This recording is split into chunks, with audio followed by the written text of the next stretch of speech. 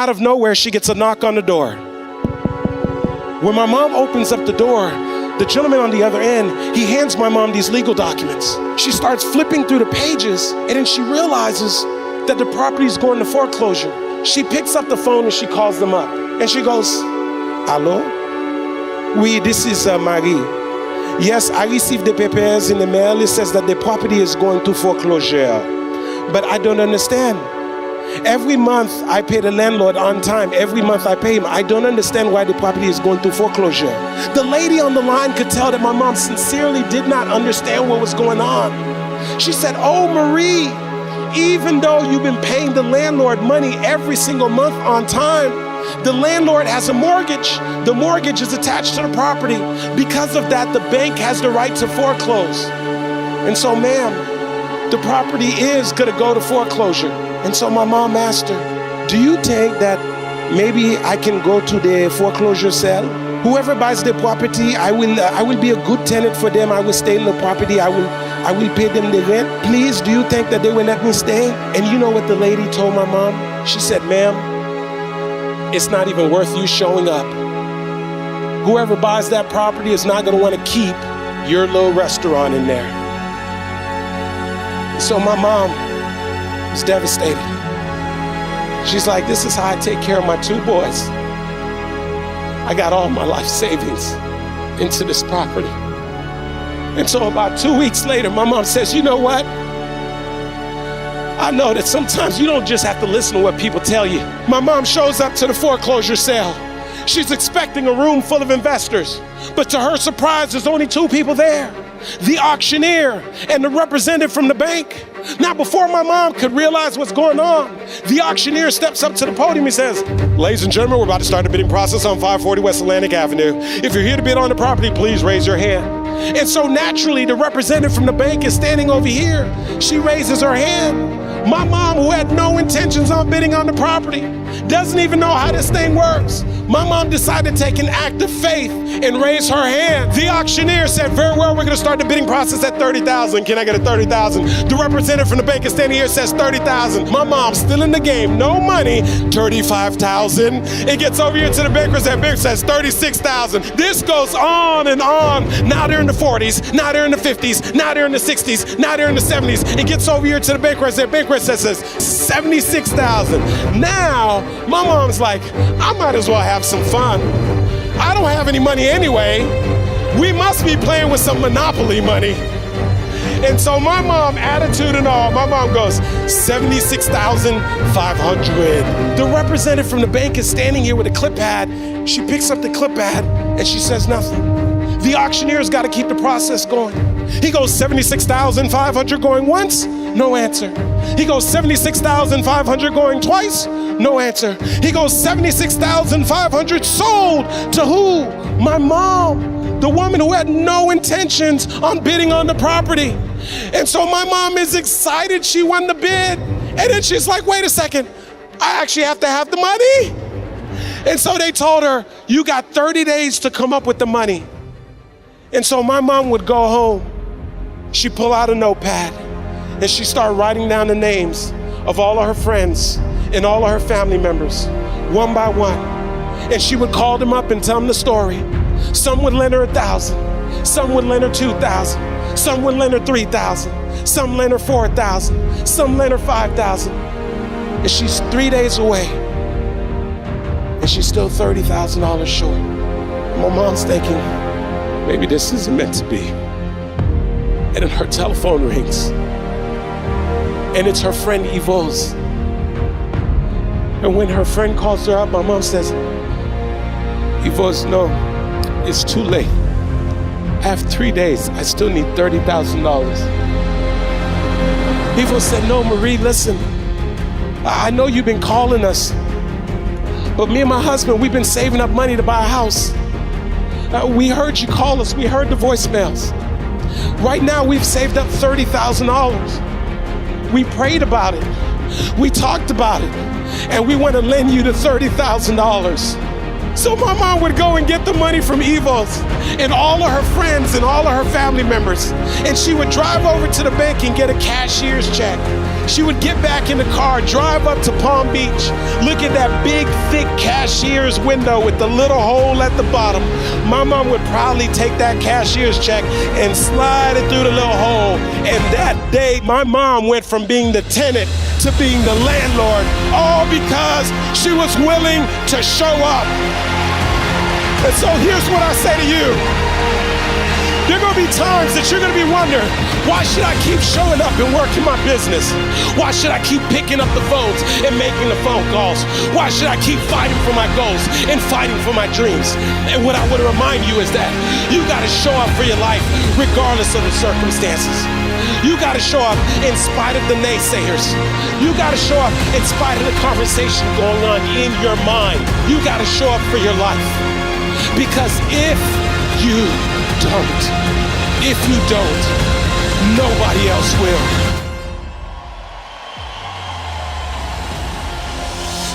I hated the American dream.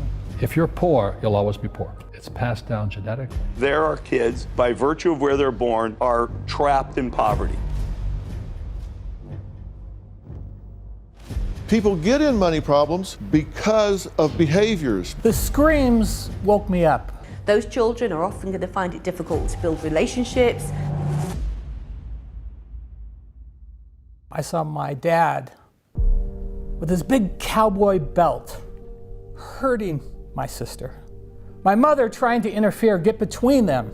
I scurried underneath a tall green chair, shaking, not wanting to be seen. I was terrified. My father looked over and his eyes connected with mine. I knew what was going to happen. He was going to beat me next. And for whatever reason, he stopped and he walked away. Within a few days, my mom decided to pack up our family and move 150 miles away, not for her own security, but for the safety of her family. She got a job making salads for $1.25 an hour. I hated the American dream. The kids who had the perfect house, the model mother and dad, the perfect clothes, the perfect haircut. I hated it. I hated it because I didn't have it. I wanted to destroy that scene. I went to a Powder Puff football game. I bought 24 eggs, and I went out there and I decided I'm going to throw eggs at these girls while they're playing in the Powder Puff football game. After launching a couple eggs, some of the parents started to yell at me, trying to talk to me. I wouldn't listen to them. I was a juvenile delinquent. I didn't need to listen to anyone. I felt a tap on my shoulder, and I turned around.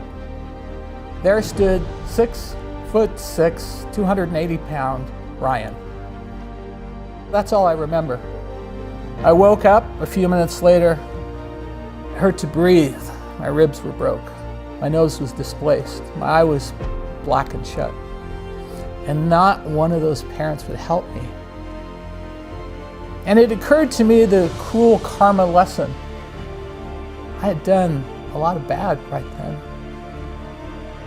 I crawled 3 blocks home, pushed in our front door, and my mom was sitting there watching TV, and she looked at me in horror and screamed. That led to a very lengthy conversation about the fact that I'd not been going to school, the fact that I'd been racing cars.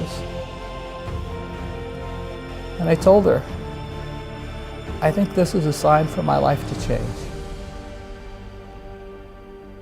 My mother made the decision she was going to send me to a private Catholic school. So we moved 100 miles away to change my life. And one night, my mom came home. She walked in the door. She said, "We have no money." And like a smart aleck teenager, I said, "Well, what's new? We never have any money." And she didn't spar with me like she normally did.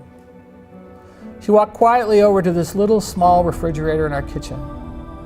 And she turned to me and said, "I'm going to have to steal some food from work for us to eat for the next 2 weeks." And not missing a beat, well, I said, well, steal some steaks, Mom. And she walked over and slapped me across the face. And she said, I've never stolen anything in my life. This is a dire situation. I'm going to steal potatoes. And we're going to have enough potatoes to make potato soup to eat for the next 2 weeks. And she says, I want you to remember this moment. I know you are bound for greatness. But never, ever forget this moment. Find the power in this, son. Find the power in this moment. In the darkest of times, you have to stop. Take a time out. Make sense of the things that have happened to you in your life. The pain, the struggle, the poverty. How do you make those things meaningful, that are positive? We paid back those potatoes with interest, but my mom gave me a really unusual gift. The perseverance that I gained through that potato soup story allowed me to go on to start my own company. It's allowed me to have 2 phenomenal children. It taught me the values and the ethics that I needed to have, both in my company and in my family. We created the Potato Soup Foundation, and it's helped hundreds of people. No one in my life will ever go hungry again. No one will ever have to steal potatoes again. My mom did that. My mom was a very positive force for the negative things that happened to our life. We use those things as rocket fuel to propel us to the future, to give new generations hope. Sometimes when you go through these negative events, they seem such a horrific part of your life. But the key is looking back on the pain of your life and seeing, how do I let this motivate me for a better future? Use it as fuel to propel you forward. Find the power in this moment.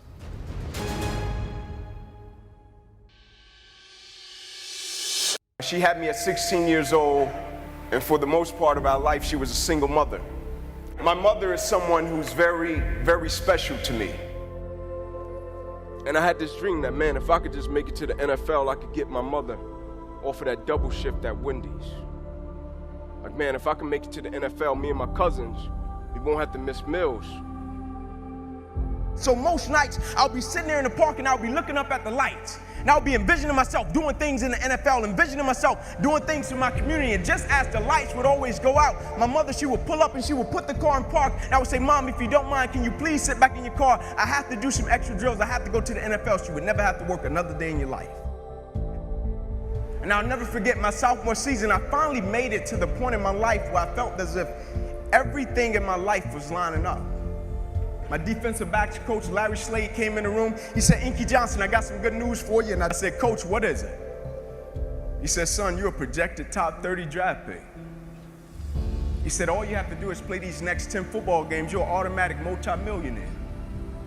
I ran out of the room. I got on the phone. I called my mother and my grandmother. I said, listen. I said, after this season, we will never struggle. I said, we would never miss another meal. And I come out my first game, and it's a little bit over 2 minutes left in the game. And the quarterback just so happens to drop back, and he releases the ball to a guy coming down my sideline, and my plan was to annihilate the guy, separate him from the ball in the game. But at the point of contact, when I hit this guy, something different happened that had never happened to me before in my life. I hit him, and it seemed as if every breath in my body left. My body went completely limp. I fell to the ground. I blacked out. My eyes open. My teammates ran over to me. They said, Ink, get up. Let's rock. Let's close it out. Let's go. I said, I can't. They said, what do you mean you can't, man? We need you. I said, man, you don't get, there's a shot going from my neck to my toes. I can't feel anything.